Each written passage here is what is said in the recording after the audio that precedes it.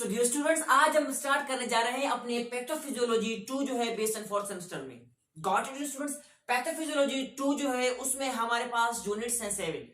उनमें से यूनिट में से फर्स्ट जो यूनिट है हमारे पास क्या है? Genetical disorders. सो आज इस लेक्चर में हम जेनेटिकल डिसऑर्डर्स को एक्सप्लेन करेंगे कि जेनेटिकल डिसऑर्डर्स है क्या, किस तरह से ये अक्कर होते हैं, और जेनेटिकल डिसऑर्डर्स में कॉज कंटेंट आपके सामने शो हो रहा होगा स्क्रीन पर। कॉज कंटेंट के हिसाब से जो है कि जो पीएनसी ने जो लॉन्च किए उसमें जेनेटिकल डिसऑर्डर्स हैं, उस कुछ टर्म्स भी हैं जो आपको शो हो रहे होंगे, परेशान कर रहे होंगे, उनको हम एक्सप्लेन करने जा रहे हैं। तो उनमें से फर्स्ट टर्म कौन सा है?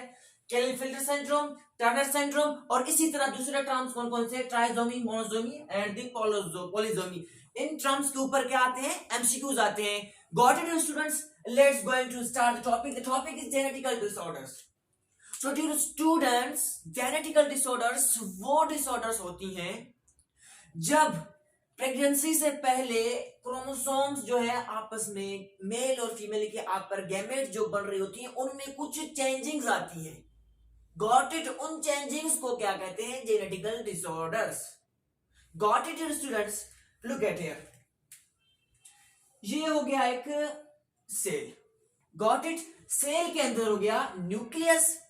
जो स्टूडेंट्स, न्यूक्लियस के अंदर आपको पता होगा क्या है? क्रोमोसोम्स। एंड क्रोमोसोम के अंदर क्या है? डीएनए। क्या पढ़ा है क्रोमोसोम के अंदर आपका? और मेरा क्या? डीएनए। अच्छा, इन क्रोमोसोम्स और डीएनए में जो चेंजिंग्स आई उन चेंजिंग्स को क्या कहेंगे? Genetical disorders. Got it students? किन में चेंजिंग्स आई?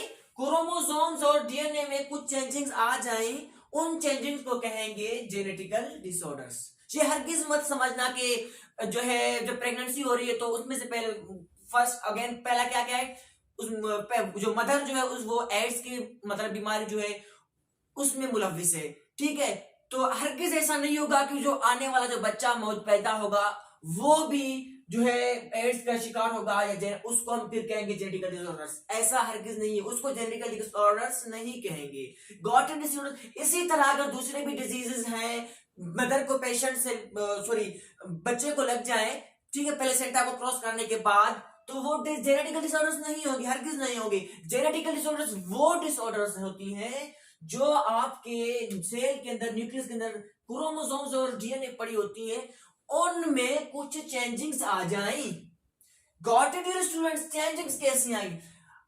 फॉर एग्जांपल आप देखें, ये हमारे पास क्या है? डीएनए। यूवी रेज पड़ने की वजह से क्या हो जाता है? बाज़ औकात ये डीएनए टूट जाता है। Got it students? और दोबारा से ये डीएनए जुड़ जाता है, लेकिन ये डीएनए जुड़ने के बाद वैसा नहीं जुड़ पाता जैसा ये पहले जुड़ा हुआ था। Got it students? सो इन चेंजिंग्स को कहेंगे genetical disorders. Got it students? And I hope that you got it. अच्छा, look at here, genetical disorders जो हैं उनको जो है दो कैटेगरीज में रखा गया है। फर्स्ट कैटेगरी हमारे पास कौन सी है? Mendelian disorders. Got it students? और सेकंड वन है हमारे पास क्रोमोसोमल डिसऑर्डर्स। ठीक है स्टूडेंट्स,